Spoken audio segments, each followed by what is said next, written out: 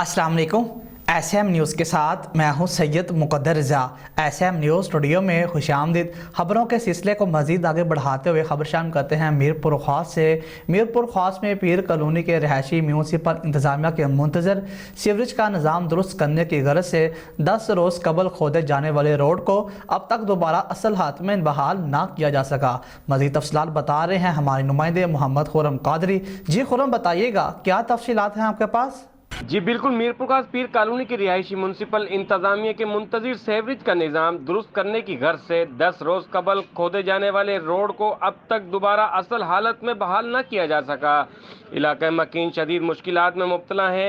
एक तरफ गली में दाखिल होने का रास्ता मुकम्मल तौर पर बंद है तो दूसरी तरफ पूरे इलाके में साफ पानी का भी शदीद बहरान पैदा हो गया है, क्योंकि अहले मोहल्ला समेत मोहल्ले की मस्जिद को भी पानी की फरहमी मुकम्मल तौर पर मुअत्तल है।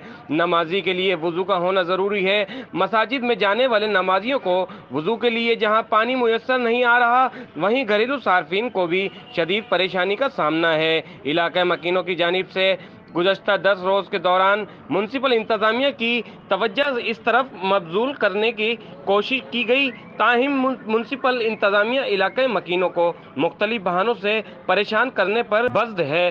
अहले इलाके की तरफ से मुतालबा किया जा रहा है कि मरम्मत की जाए। मरम्मत के नाम पर जो पानी के कनेक्शन किए गए हैं, इन्हें जल्द अज जल्द वापस लगाया जाए ताकि अहले इलाके की परेशानी और मुश्किलात का अजाला हो सके।